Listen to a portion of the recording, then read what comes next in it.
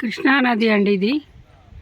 చూడండి ఎంత బాగుందో. కృష్ణానది ఒడ్డున ఈ హోటల్ ఏపీ టూరిజం వాళ్ళది ఉంది. ఇక్కడ దిగామండి. అందరు కూడా ఇక్కడ చక్కగా బయట వేసుకొని ఈ హోటల్ నుండి టిఫిన్లు అవి తింటున్నారు.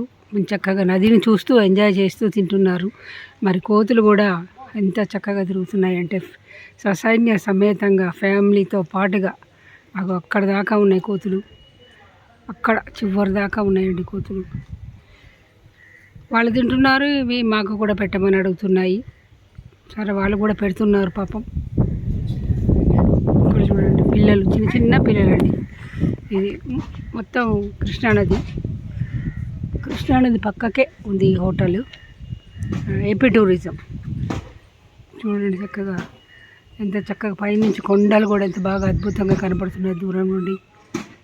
చూడండి ఎంత చక్కగా ఉందంటే.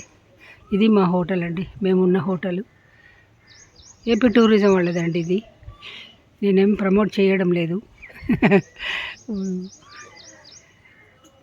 సీనరీ నచ్చింది కనుక చాలా రోజుల తర్వాత ఈ వీడియో చేస్తున్నాను.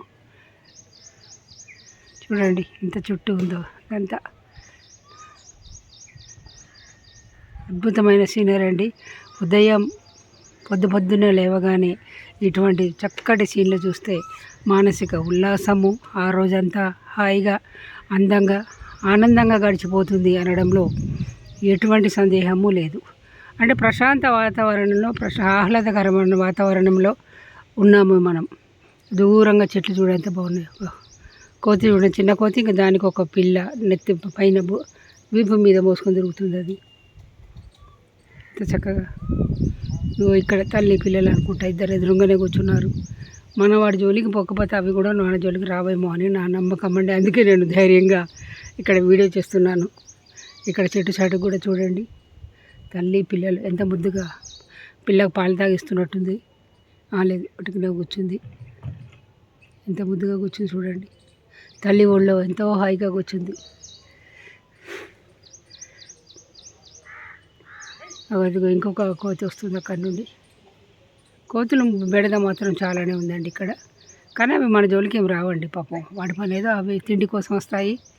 తిండి పెడితే తింటాయి, లేకపోతే వెళ్ళిపోతాయి అంతే. ఏమి బీభత్స చర్యలు అయితే ఇంతవరకు ఏం చేయలేదు. సూపర్ అండి, చాలా బాగుంది. సీన్ మాత్రం అద్దరిపోయిందండి అంతే. ఇంకా ఒక పక్క నది పక్కనే, దూరం కూడా కాదు, మళ్ళీ చాలా పక్కన. అద్భుతంగా ఉందండి ఈ వాతావరణం మాత్రం. మళ్ళీ ఎండ కూడా ఎక్కువ లేదు, మరి వాన కూడా లేదు, ఎండ కూడా లేదు. చల్లగా మాత్రం ఉంది ఇక్కడ.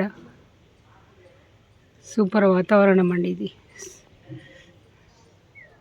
మళ్ళీ ఒకసారి చూపిస్తాను చూడేది. అక్కడ ఆ చివరకు ఉన్నాయి మా ఇల్లు అండి, మేము ఉన్న ఇల్లు. అది లోపల ఉంది రూము.